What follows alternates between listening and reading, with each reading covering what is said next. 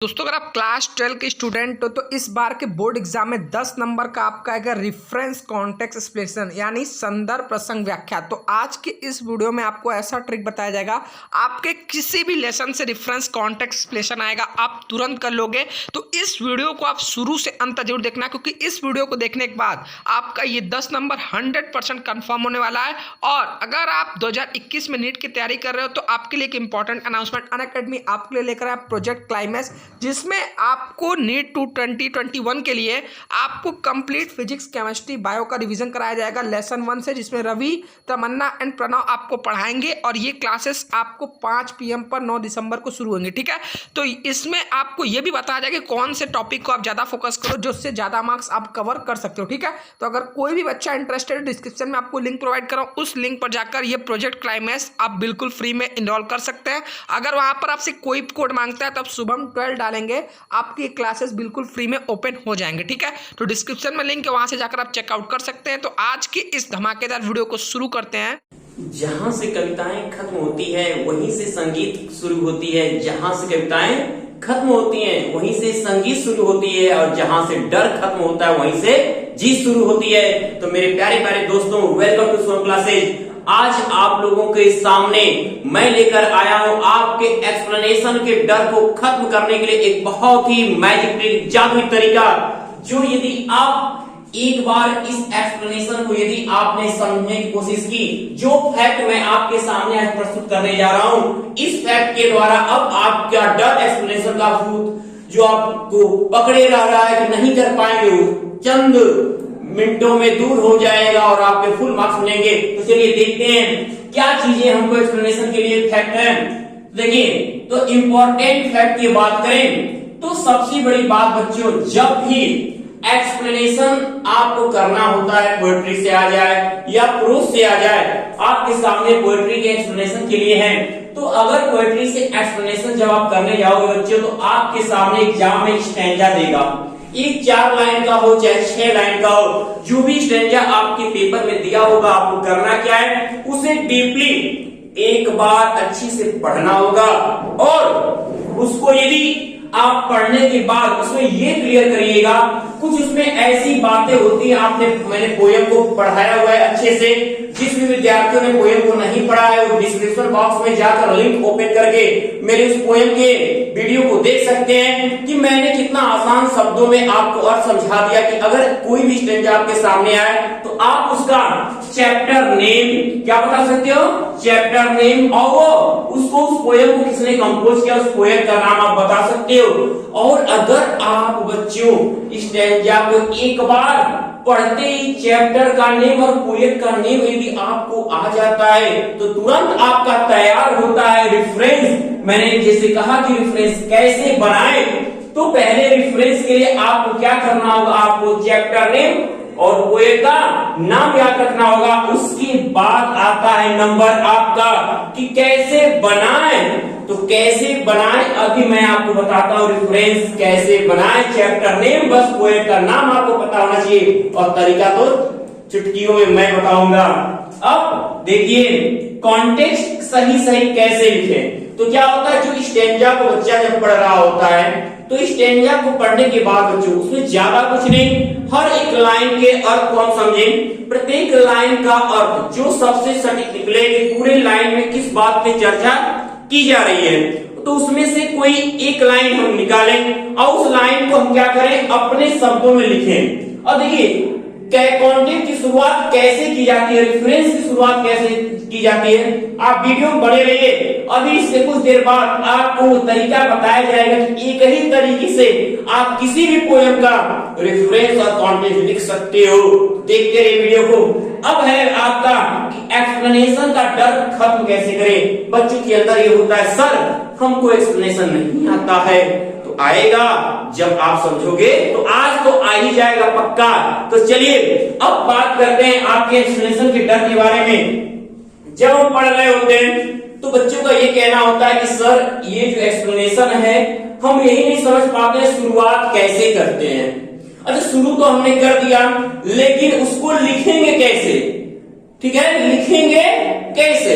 और उसी में तो आप ये बताओ, आपको जो अनुवाद आपने ट्रांसलेशन पढ़ा हुआ है, ये क्या करो, जो पोयम है उस पोयम के अर्थ को अपने भाषा में एक कहानी के तौर पे बनाओ और उस कहानी को अपने शब्दों में छोटे छोटे सेंटेंस को में तोड़ो और उसको तोड़ने पर देखो कि वो क्या है, किस सेंटेंस में क्रिएट हो रहा है, उस सेंटेंस में उसका ट्रांसलेशन करते जाओ। बस शुरू कैसे करते हैं, रेफरेंस की शुरुआत कैसे होगी, कॉन्टेक्स्ट की शुरुआत कैसे होगी और एक्सप्लेनेशन की शुरुआत कैसे होगी, अभी आपको ये जादू मिलने वाला है। अब उससे पहले मैं आपको बता दूं, सबसे पहले अगर आपको एक्सप्लेनेशन की तरफ बढ़ना है तो सबसे पहले आपको हर चैप्टर का नेम और उनकी राइटर आपको लर्न होनी चाहिए। जैसा कि देख रहे हैं आप लोग, मैंने लिखा है कैरेक्टर ऑफ हैप्पी लाइफ, आपका जो 30% मिनिमाइज होने के बाद आपके 7 पोएम आपको पढ़ने हैं, उसमें से आपका पहला लेसन जो होगा कैरेक्टर ऑफ हैप्पी लाइफ, जिसकी पोएट कौन है, सर हेनरी वॉटन जी। सेकेंड पोएम जो आपको बच्चों पढ़ना है वो है द ट्रू ब्यूटी। अब उसके बाद जिसके पोएट है थॉमस कैरियो और उसके बाद क्या है ऑन हिज ब्लाइंडनेस, उस जिसके आपके पोएट है जॉन मिल्टन जी। फोर्थ नंबर का पोएम है अ लेमेंट, जिसको कंपोज किया है पीवी सीली जी ने। अगला पोएम है आपका from the passing of the author, यानी कि इसको कंपोज किसने किया, अल्फ्रेड लॉर्ड टेसन। और माई हेवन और the song of the free, एक कदम मजबूती के साथ ही आपको पकड़ बनानी है एक्सप्लेनेशन के लिए। माई हेवन जिसको कंपोज किया है आर.एन. टैगोर जी ने, रविन्द्रनाथ टैगोर जी ने। आपका ये 7वां पोएम आपके सामने दिख रहा होगा बच्चों, the song of the free, जिसको कंपोज किया है स्वामी विवेकानंद जी ने। तो मैंने बच्चों इसकी एक एक बहुत सरल तरीके से एक एक इसके अर्थ को मैंने आपको लाइन वाइज समझाया है। जो विद्यार्थी अभी रिवीजन के दौर में चल रहे हैं वो एक बार डिस्क्रिप्शन बॉक्स में जाकर लिंक ओपन करके पूरे पोएम की वीडियो को एक बार जरूर देखें और अर्थ समझ लें, क्योंकि जो आज ये एक्सप्लेनेशन का ट्रिक आप पाने जा रहे हो, ये ट्रिक कब आएगा, जब आपको अर्थ आएगा तब। तो चलिए अब हम देख लेते हैं आपके एक्सप्लेनेशन को कैसे डर खत्म करना है, रेफरेंस कैसे बनाना है, कॉन्टेक्स्ट सही सही कैसे लिखना है। तो ये रहा आपके सामने आपके first poem character of a happy life का पहला स्टैंजा। क्योंकि आप जब भी देखोगे अपना पेपर उठा के तो ये बोर्ड एग्जाम में कई साल आपको ये स्टैंजा आया हुआ होगा, और यदि इसके अर्थ को यदि आपको नहीं मालूम है तो मैं बार बार कह रहा हूं आपसे कि आप वीडियो के नीचे मैंने डिस्क्रिप्शन लिंक में वीडियो लगाया हुआ है, आप उस लिंक को ओपन करके आप पूरे पोएट्री के वीडियो को देख सकते हैं एक बार और अर्थ को बहुत अच्छे से समझ सकते हैं। तो चलिए पहले हम देखते हैं, मैंने अभी भी आपको बताया कि पोएट्री का एक्सप्लेनेशन बनाते समय हमें क्या करना है। पहला इंपॉर्टेंट फैक्ट क्या था, पहला इंपॉर्टेंट फैक्ट आपका ये रहा कि आपको करना क्या है, सबसे पहले स्टैंजा को रीड करना है। क्या करना है, स्टैंजा को रीड करना है। क्यों करना है, क्योंकि हमें पता चले कि किस चैप्टर से है और इसके पोएट कौन है, ये किस चैप्टर से और इसके पोएट कौन है। तो देखिए रीड करते हैं कि हाउ हैप्पी, कितना खुश, इज ही, वह होता है, बार्न जन्म और टॉट या शिक्षा से, यानी वह व्यक्ति अपने जन्म या शिक्षा से कितना खुश होता है। दैट शर्त जो सेवा नॉट नहीं करता है एनदर्स विल, दूसरी की इच्छाओं के अनुसार, वह व्यक्ति अपने जन्म या शिक्षा से कितना खुश होता है जो दूसरों की इच्छाओं अनुसार कार्य नहीं करता है। हुज आर्मर, जिसका शस्त्र इज है, हिज ऑनेस्ट, उसकी ईमानदारी का विचार, जिसकी ईमानदारी का विचार है उसका शस्त्र होता है। एंड सिंपल ट्रूथ, और एक सामान्य सा सच, हिज अटमोस्ट स्किल, उसकी क्या होती है, सबसे बड़ी योग्यता होती है। तो मेरे प्यारे बच्चों अब हमें इसका मैंने आप पढ़ने को क्या लगा, अरे सर ये तो कैरेक्टर ऑफ हैप्पी लाइफ से आया है, और ये कैरेक्टर ऑफ हैप्पी लाइफ कभी मैंने आपने देखा होगा, जस्ट पहले मैंने बनाया था टेबल। क्या आपको हमेशा कैरेक्टर ऑफ हैप्पी लाइफ के ही नहीं पूरे पोएम के चैप्टर नेम और पोएट नेम याद रखने हैं। तो कैरेक्टर ऑफ हैप्पी लाइफ के कौन है बताइए? कैरेक्टर ऑफ हैप्पी लाइफ के पोएट कौन है? Sir Henry Wotton. Sir Henry Wotton है। अब आप क्या करोगे? इतना मालूम होते तुरंत आपका निर्माण होता है रेफरेंस। क्या? रेफरेंस। अब जिसको रेफरेंस की स्पेलिंग ही नहीं आएगी, अब वो रेफरेंस क्या लिखेगा? तो ये रेफरेंस की स्पेलिंग भी आप अच्छे से डन करोगे। तो आपका रेफरेंस क्या कहता है बच्चों? कि संदर्भ। तो हम लिखेंगे कैसे? याद रखिएगा, रेफरेंस और दूसरे नंबर पर क्या होता है? कॉन्टेक्स्ट। अब तीसरे पे क्या लिखना होता है आपको? तीसरे पे आता है आपका एक्सप्लेनेशन।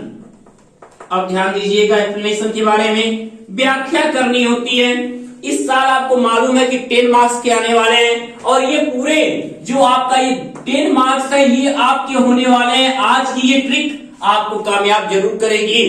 तो क्या है रेफरेंस?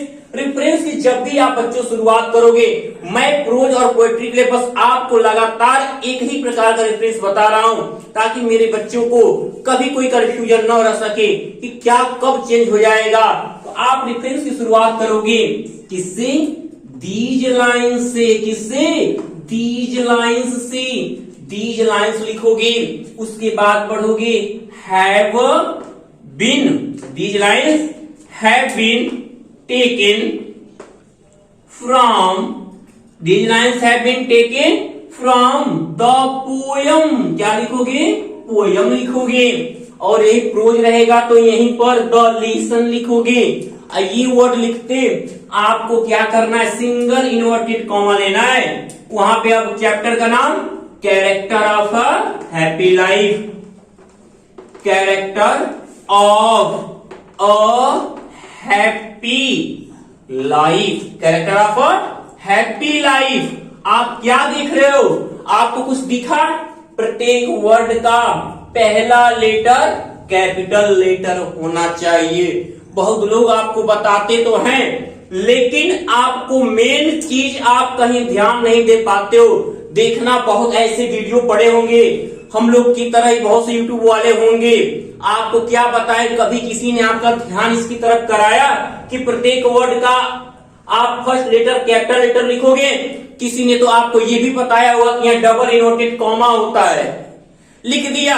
लेकिन आपको ये मालूम होना चाहिए बच्चों की हमेशा सिंगल, किसी चीज को शो ऑफ करने के लिए सिंगल इन्वर्टेड कॉमा का प्रयोग होता है, जबकि स्पीकर द्वारा बस कहे गए स्टेटमेंट के लिए क्या होता है?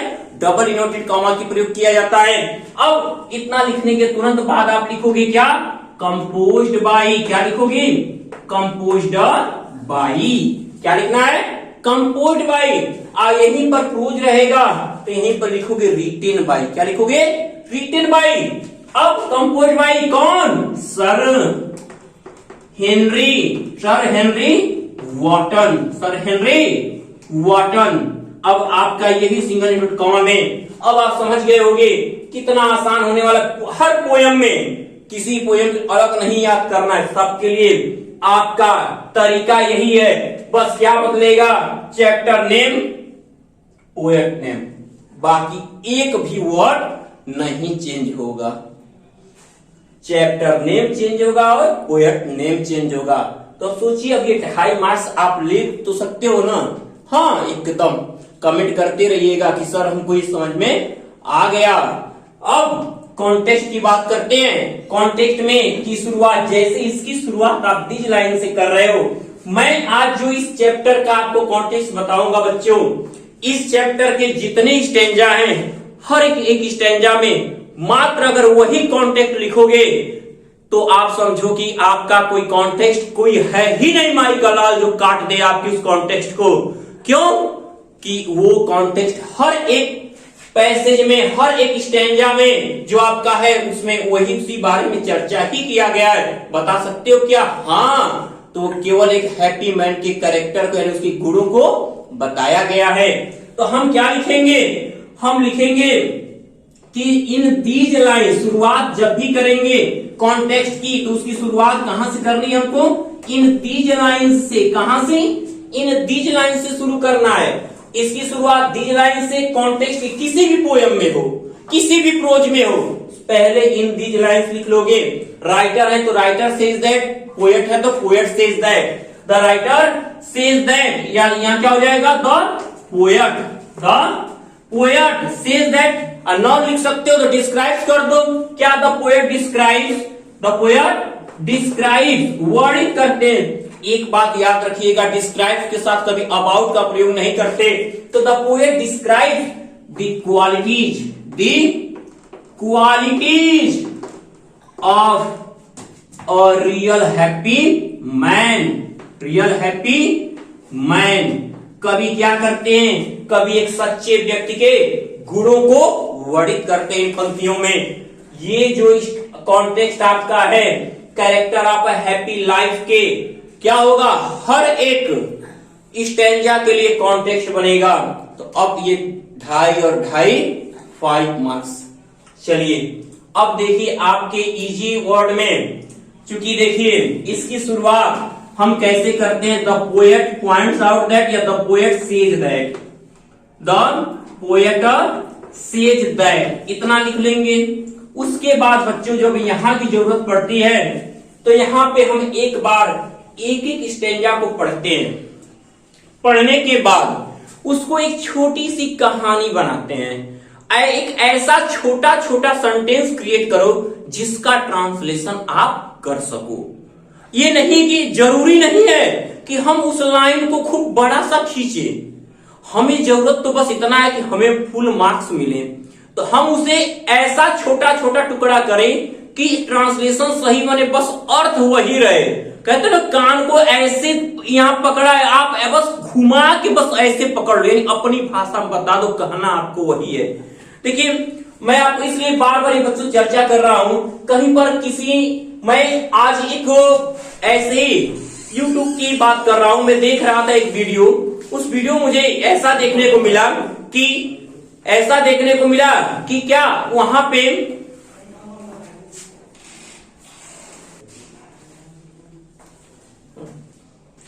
तो देखिए मैं कहा कि आज मैं एक YouTube पे एक वीडियो देखा, मैं पाया कि उसमें किसी ने अब बच्चों को इतना गलत पढ़ाया, बताइए उन्होंने ये समझाया उसमें कि बस सेज दैट लिखने के बाद आप क्या करिए, इस स्टैंजा को बस वहीं पे कॉपी कर दीजिए।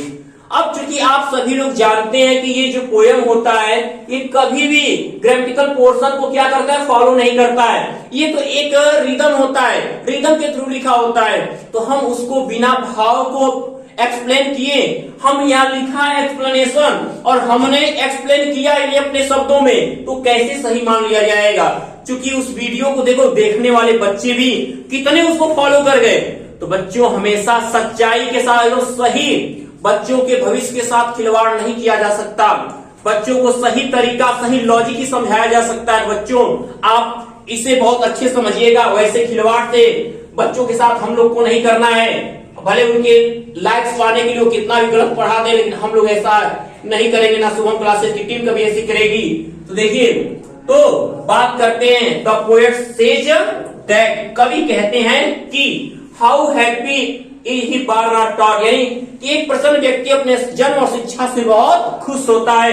कह सकते हो क्या, एक प्रसन्न व्यक्ति, a happy man is always happy, is always happy with his birth, अपने जन्म, एंड हिज नॉलेज, अपने जन्म और अपने शिक्षा से काफी क्या होता है, खुश होता है। अब एक लाइन को मैंने एक्सप्लेन कर दिया अपने भाषा में, दूसरी लाइन देखिएगा, लिखा है कि दैट सत नॉट एनदर विल, वो दूसरे की इच्छाओं के अनुसार कार्य नहीं करता है। क्या लिखोगे, ही डज नॉट वर्क, वो कार्य नहीं करता है, ताप है प्रेजेंट इंडेफिनिट टेंस। तो ही के साथ डज फिर नॉट, तो ही डज नॉट वर्क, वह कार्य नहीं करता है। कौन, और रियल हैप्पी मैन, क्या वो डज नॉट वर्क, वो कार्य नहीं करता है। अकॉर्डिंग टू अदर्स, वो दूसरों के अनुसार कभी कार्य नहीं करता है। बताइए बच्चों, जो ये लिखा था मैंने जो आपको अर्थ बताया बस क्या किया, उसी को ट्रांसलेट करके लिख दिया। बस ट्रांसलेट किया, कुछ किया नहीं किया।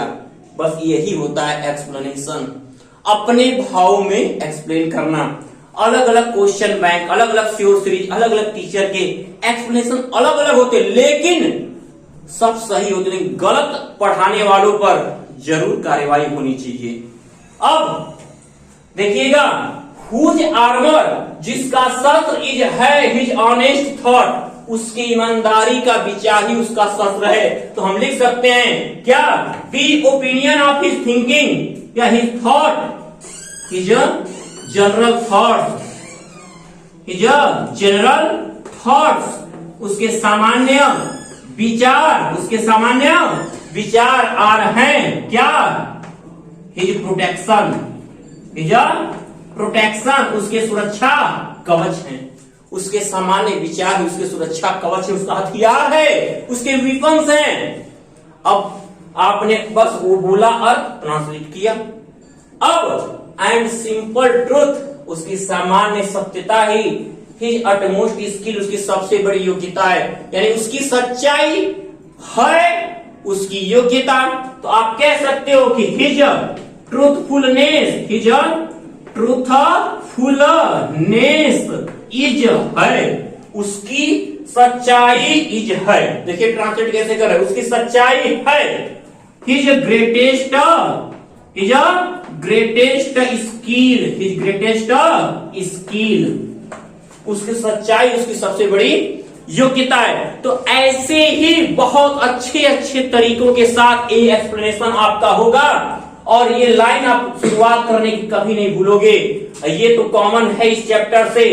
तो हर एक पोयम का, अगर अभी भी कह रहे हैं जिनको पोयम अभी इनका जानना है, और डिस्क्रिप्शन बॉक्स में लिंक प्रोवाइड किया है, लिंक ओपन करके पूरे वीडियो को आप देखकर आप फिर से इसको एक बार अच्छे समझ सकते हैं। अब जिस भी ऐसे वीडियो की आपको जरूरत पड़ेगी, हर चैप्टर का मैं ऐसे ही एक्सप्लेनेशन आपको समझाऊंगा, और बाकी के जो बचे हुए एक्सप्लेनेशन हैं आपको एक वीडियो में मैं प्रोवाइड करा दूंगा।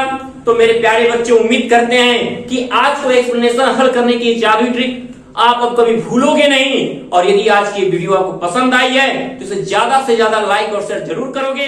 तब तक के लिए गुड लक माय डियर।